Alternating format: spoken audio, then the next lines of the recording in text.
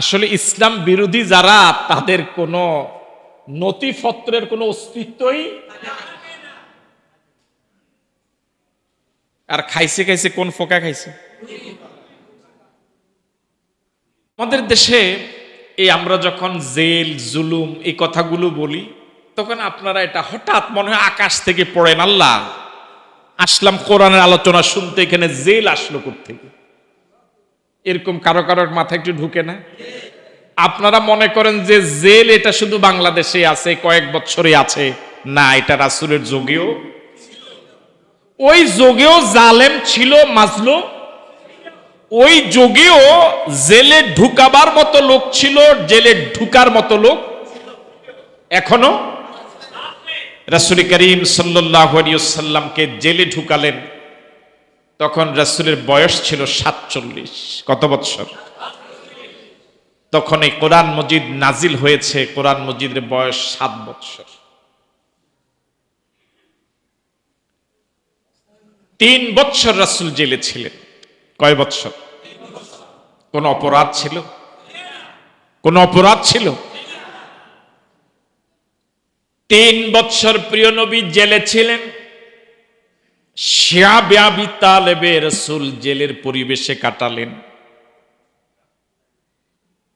মক্কার কাফের এবং মুশরিক যারা রাসূলকে জেলে ঢুকালো, জেলে রাখলো,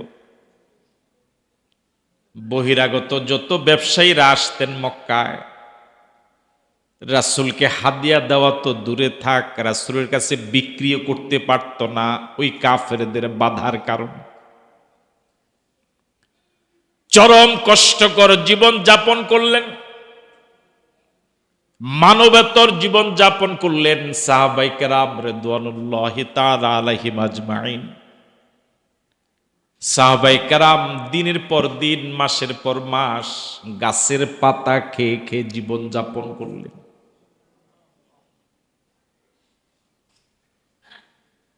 ৩ বছর পার হয়ে গেল। একদিন রাসূল করিম সাল্লাল্লাহু আলাইহি ওয়াসাল্লাম চাচা আবু তালেবকে ডেকে বললেন, চাচা, আমাদেরকে ওরা জেলে ঢুকাবার জন্য যেই সনদ তৈরি করেছে, যে নীতিমালা লিখিত আকারে ওরা লিখেছিল, ওই লিখিত নিয়মটা, লিখিত আইনটা তারা কাবার দেয়ালে ঝুলিয়ে রেখেছিল। চোর হইলেও মানু ভালো, একটা কথা আছে না আপনাদের, কথা ভিতরে বোঝা যায় না? রাসূলকে জেলে ঢুকাবে, ওই নিয়ম কানুন জেলে যে ঢুকাইছে এটার একটা আইন ওরা করে কাবার দেয়ালে, আল্লাহর ঘরের দেয়ালে ঝুলে রাখছে, আল্লাহ নবীকে জেলে ঢুকানোর বিষয়।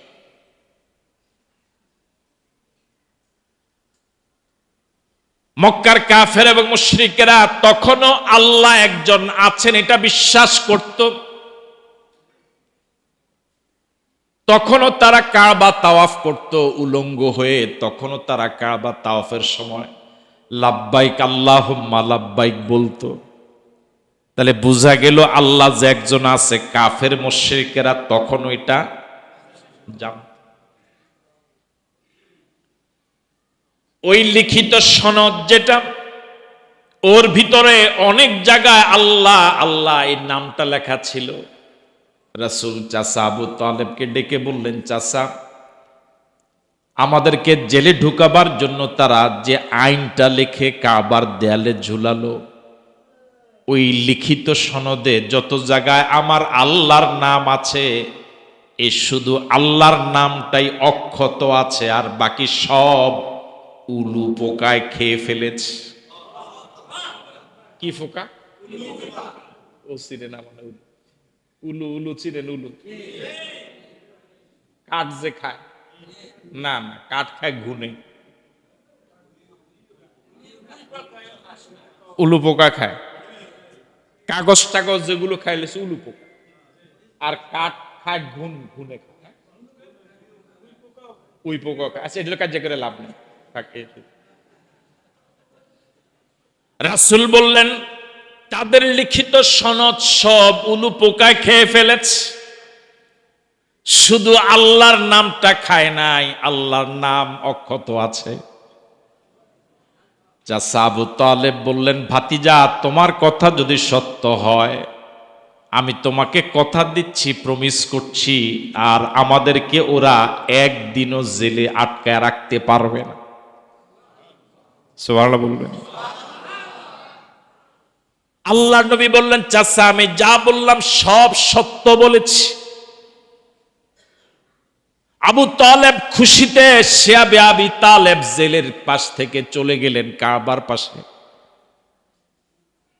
কাবার কাছে গিয়ে দেখেন যারা রাসূলকে জেলে ঢুকালো, যে মাতবারেরা, যে সর্দারেরা, সবাই কাবার চারপাশে বসে গল্প গুজব করতেছে। আসলে পৃথিবীর সিংহভাগ নেতাদের তেমন কোনো কামে নেই, আড্ডা মারা ছাড়া। আপনাকে আসেন না গেছেন না? পৃথিবীর সিংহভাগ নেতা, যারা নেতা বুঝেন তো, ওরা বুঝে না মনে হয়। পৃথিবীর সিংহভাগ নেতা মাতবার, দেখবেন এদের চাকরি নাই, ব্যবসা নাই, কৃষিকাজ নাই, হাল চাষ নাই, কোনো কাম নাই। যেখানে যাবেন শুধু গল্প গুজব, শুধু টাস খেলা, গল্প গুজব আর ক্যারাম বোর্ড খেলা। কথা কয় না কেন? অবশ্য আল্লাহ হেফাজত করছে, আমগো বাংলাদেশে রোগ ঢুকে নাই না, আমাদের দেশেও আছে।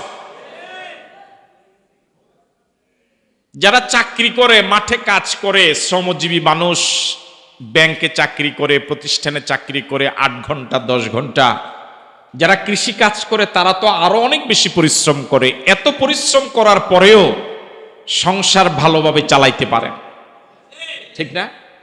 যারা বিদেশে থাকেন 8-10 ঘন্টা ডিউটি করেন, আবার 4 ঘন্টা 6 ঘন্টা ওভার টাইম করেন, কত কষ্ট করে, এরপর সংসার ভালো করে চালাইতে পারে না। কিন্তু সিংহভাগ নেতা কোনো কাম নাই, কিন্তু বিল্ডিং একতলার পর একতলা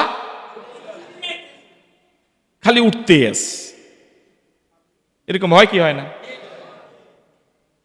বাজারের সবচেয়ে বড় মাছটা সে কিনে আনে, আপনি কিনতে পারেন।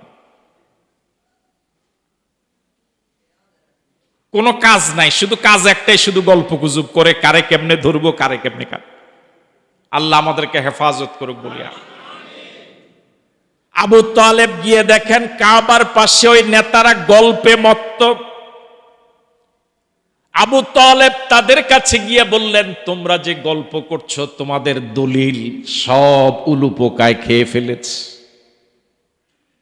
আসলে ইসলাম বিরোধী যারা, তাদের কোনো নথিপত্রের কোনো অস্তিত্বই, আর খাইছে খাইছে কোন ফোকা খাইছে,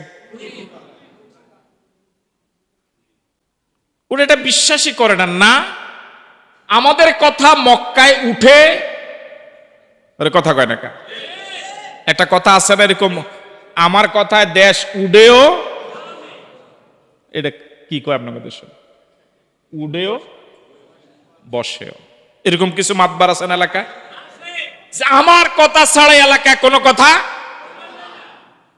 আমার জিজ্ঞান ছাড়া আপনি মামলাটা নিলেন, এরকম মাতবারই আছেন এখন এলাকায়। তো মক্কার ওই বড় বড় নেতাদের, তাদের মানসিকতা হলো, কি রে, মক্কায় আমরা হইলাম মাতবার, আমরা মক্কার আরবের মাও, বাকিটা কর না কা, আমাদের কথায় মক্কায় কোনো মানুষ আমাদের অনুমতি ছাড়া কোনো কাজ করতে পারে না। সে জায়গায় উলু পোকার এত সাহস, আমাদের দলিল কি করবে, খেয়ে ফেলবে আমাদের অনুমতি ছাড়া, এটা হতেই।